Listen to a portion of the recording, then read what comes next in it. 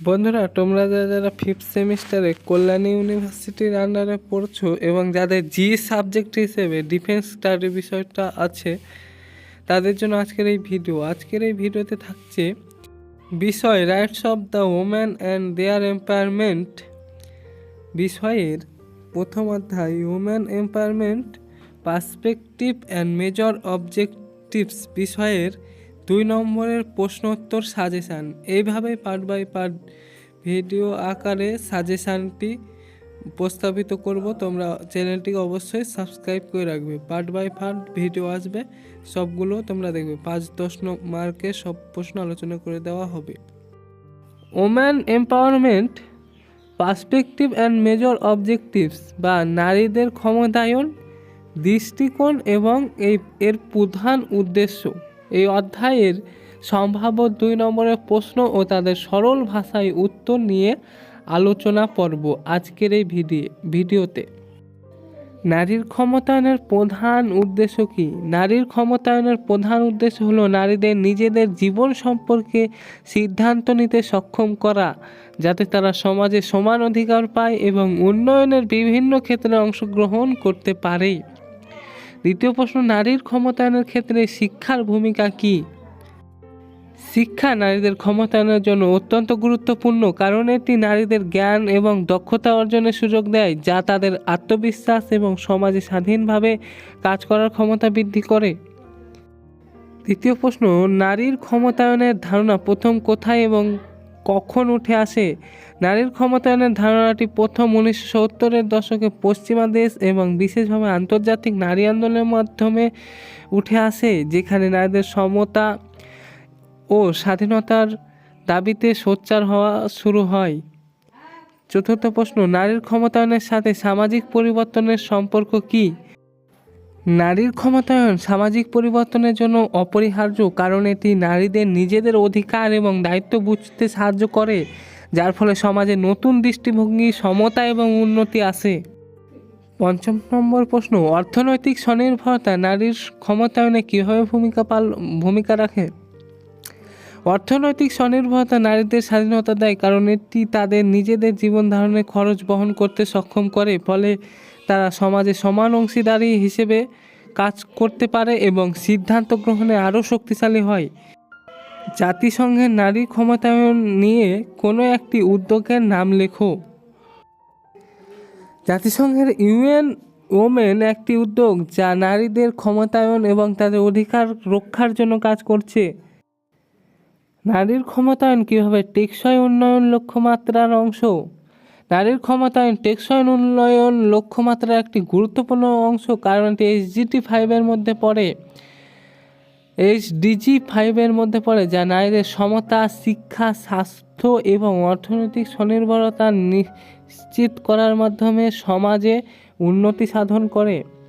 নারীর ক্ষমতায়নের অন্তরায় কী কী? নারীর ক্ষমতায়নের প্রধান অন্তরায় হলো বৈষম্য, বাল্যবিবাহ, প্রথাগত ধারণা এবং শিক্ষা ও স্বাস্থ্যের সীমাবদ্ধতা। এসব বাধা নারীদের সমান সুযোগ থেকে বঞ্চিত করে।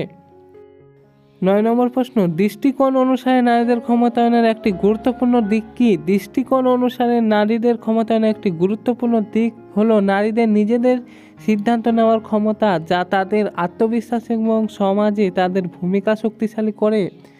10 নম্বর প্রশ্ন, নারীর ক্ষমতায়নের মাধ্যমে সমাজে কী পরিবর্তন আসতে পারে? নারীর ক্ষমতায়নের মাধ্যমে সমাজে সমতা, ন্যায় বিচার এবং উন্নতি আসতে পারে। নারীরা যখন তাদের অধিকার পায়, তখন তারা সমাজের উন্নয়নে অবদান রাখতে পারে, যা সবার জন্য উপকারী। নারীদের ক্ষমতায়নের প্রধান উপাদান কী? নারীর ক্ষমতায়নের প্রধান উপাদান হলো শিক্ষা, নারীর জ্ঞান অর্জনের সুযোগ দেওয়া, অর্থনৈতিক স্বনির্ভরতা, নিজেদের আয়ের সুযোগ তৈরি করা, সামাজিক সমতা, নারীদের প্রতি বৈষম্যের অবসান ঘটানো, রাজনৈতিক অংশগ্রহণ, নেতৃত্বের ক্ষেত্রে নারীদের সুযোগ তৈরি, এগুলি হলো নারীর ক্ষমতায়নের প্রধান উপাদান। শিক্ষার মাধ্যমে নারীর ক্ষমতায়নের একটি উপকারিতা উল্লেখ করুন। শিক্ষার মাধ্যমে নারীরা স্বাবলম্বী হতে পারে, যা তাদের আত্মবিশ্বাস বাড়ায় এবং জীবনে সিদ্ধান্ত নেওয়ার ক্ষমতা দেয়। 13 নম্বর প্রশ্ন, নারীর ক্ষমতায়নের বাধা সৃষ্টিকারী একটি সামাজিক সমস্যা কি? নারীর ক্ষমতায়নের বাধা সৃষ্টিকারী একটি প্রধান সামাজিক সমস্যা হলো বাল্যবিবাহ। এটি তাদের শিক্ষার সুযোগ এবং ব্যক্তিগত বিকাশের সাথে বাধা সৃষ্টি করে। 14 নম্বর প্রশ্ন, নারী এবং উন্নয়নের ধারণা কি? নারী এবং উন্নয়নের ধারণা হলো এমন একটি নীতি যা নারীকে সমাজের উন্নয়নের গুরুত্বপূর্ণ অংশ হিসেবে বিবেচনা করে এবং তাদের ক্ষমতায়ন ও সমান অধিকার নিশ্চিত করতে উদ্যোগ গ্রহণ করে। 15 নম্বর প্রশ্ন, নারীর ক্ষমতায়নের সংজ্ঞা লিখো। নারীর ক্ষমতায়ন হলো নারীদের এমন একটি প্রক্রিয়া যেখানে তারা সমাজ, অর্থনীতি, রাজনীতি এবং শিক্ষাক্ষেত্রে সমান সুযোগ এবং অধিকার লাভ করে এবং তাদের নিজস্ব জীবনে সিদ্ধান্ত নেওয়ার ক্ষমতা বৃদ্ধি পায়। 16 নম্বর প্রশ্ন, নারীর ক্ষমতায়নের প্রধান উদ্দেশ্য কি?